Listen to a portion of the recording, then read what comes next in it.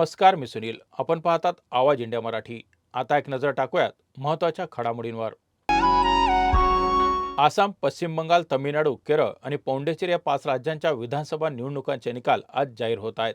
बंगाल, आसाम, केरळ आणि तमिळनाडूतील विधानसभा निवडणूक निकालांचे अंदाज येत आहेत. यामध्ये आसाममध्ये बीजेपीला आघाडी मिळालेली दिसत आहे, तर बंगालमध्ये कडक टक्कर पाहायला मिळत आहे. पश्चिम बंगालच्या विधानसभा निवडणुकीत 200 जागांचा अंदाज जाहीर झाला आहे. यामध्ये बीजेपी आघाडीवर दिसत आहे. ममता बॅनर्जी आपल्या भवानीपूर मतदारसंघात आघाडी घेत आहेत. आसामच्या प्रारंभिक अंदाजानुसार बीजेपी सरकार स्थापन करण्याच्या जवळ पोहोचली आहे. इथे बीजेपी 61 जागांवर आघाडीवर आहे, तर काँग्रेस फक्त 9 जागांवर आघाडी घेत आहे. आसाममध्ये भाजपची विजयाकडे वाटचाल करताना दिसत आहे, तर पौंडेचेरीमध्ये भाजपची जबरदस्त कामगिरीने सुरुवात झाली आहे. आसाममध्ये भाजपने जोरदार कामगिरी केल्याचं बघायला मिळत आहे. बारामती आणि राहुरी येथील पोटनिवडणुकीच्या निकालांची पोस्टल मतमोजणी सुरू आहे. बारामतीत सुनेत्रा पवार आघाडीवर असून राहुरीत भाजपचे अक्षय कार्डिले आघाडीवर असल्याचं दिसत आहे. 23 एप्रिलला झालेल्या निवडणुकीत बारामतीत सुनेत्रा पवार आणि राहुरीत भाजपचे अक्षय कार्डिले हे प्रमुख उमेदवार होते. बारामतीत सुनेत्रा पवार ह्या विजयी होण्याची शक्यता वर्तवली जात आहे. विशेषतः उपमुख्यमंत्री अजित पवार यांच्या निधनानंतर सुरू झालेल्या पोटनिवडणुकीत तसेच राहुरीत भाजपचे उमेदवार अक्षय कार्डिले यांचा विजय होण्याची शक्यता आहे. धारावीत राबवण्यात येत असलेल्या पुनर्विकास प्रकल्पावर असंतोष व्यक्त करत हजारो धारावीकर आज माटुंगा येथील अदानी कंपनीच्या कार्यालयावर जनआक्रोश मोर्चा आहेत. या मोर्चात विविध राजकीय नेत्यांसह धारावी बचाव आंदोलनाचे नेते आणि स्थानिक रहिवासी सहभागी आहेत. यामध्ये सरकार आणि अदानी कंपनीवर आरोप करण्यात येत आहेत की त्यांनी झोपडपट्टी वासियांच्या मागण्यांसाठी कोणतेही लेखी आश्वासन दिलेले नाही. विशेषतः 500 चौरस फुटाच्या घरांची मागणी आणि सर्व पात्र अपात्र रहिवाशांना घरे देण्याबाबत सरकार आणि कंपनी यांनी कोणतेही ठोस आश्वासन दिलेले नाही.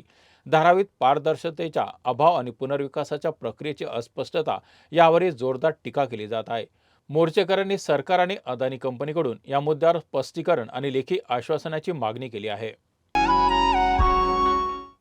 पुणे जिल्ह्यातील नरसापूर येथे एका 3.5 वर्षाच्या मुलीवर झालेल्या अत्याचार आणि हत्येच्या प्रकरणात उपमुख्यमंत्री एकनाथ शिंदे यांनी पीडित मुलीच्या वडिलांना फोन करत आरोपीला फाशीची शिक्षा देण्यासाठी सर्वतोपरी प्रयत्न करण्यात येईल असं आश्वासन दिलं आहे. शिंदे यांनी सांगितलं की आपण एकाच परिवाराचे सदस्य आहोत आणि या प्रकरणात आम्ही पोलीस आणि प्रशासन यांच्यासोबत पूर्णपणे संपर्क साधून कठोर कारवाई करू. या आरोपीला जिवंत राहण्याचा अधिकार नाही आणि अशी भयंकर घटना घडली आहे की त्याला फासावर लटकवण्याशिवाय आम्ही कोणत्या परिस्थितीत शांत बसणार नाही. संपूर्ण राज्यात या घटनेविरोधात निषेध आणि संताप व्यक्त केला जात असून नागरिक आणि राजकारणी यांच्याकडून आरोपीला फाशीची शिक्षा देण्यासाठी कडक भूमिका घेतली जात आहे. नरसापूर येथे घडलेल्या घटनेने संपूर्ण समाजात संतापाचं वातावरण निर्माण केलं आहे. या अमानवीय घटनेनंतर प्रचंड रोष व्यक्त होत असून लोकांनी या आरोपीला फाशी देण्याची मागणी केली आहे.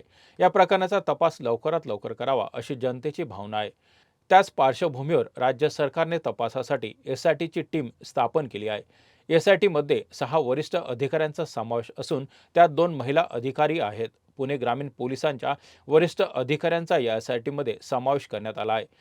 नसरापूर घटनेनंतर लोकांच्या संतापामुळे पुण्यातील नवलेपूर स्थानक बंद करण्यात आलं होतं. या घटना प्रसारित झाल्यानंतर सरकारने तात्काळ पावले उचलली असून एसआयटीला या प्रकरणात तपास अधिक वेगाने करण्याच्या सूचना दिल्या आहेत.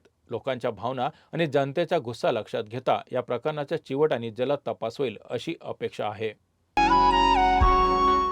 मुंबई पुणे द्रुतगती मार्गावरील बहुप्रतीक्षित मिसिंग लिंक प्रकल्प नुकताच वाहतुकीसाठी खुला करण्यात आला आहे. या नवीन मार्गावर वाहन चालक आणि पर्यटकांनी सुरक्षेचे नियम पायदळी तोडून बोगद्यात आणि पुलावर गाड्या थांबवून सेल्फी, फोटो आणि रील्स काढण्याचा प्रपंच सुरू केला आहे.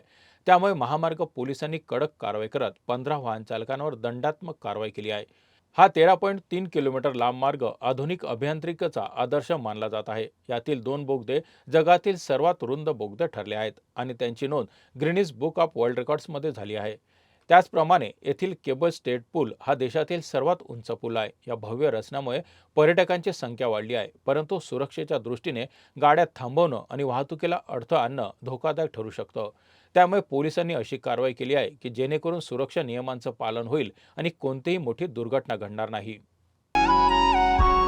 या बातमीपत्रात इथेच थांबत आहोत. पाहत राहा आवाज इंडिया मराठी.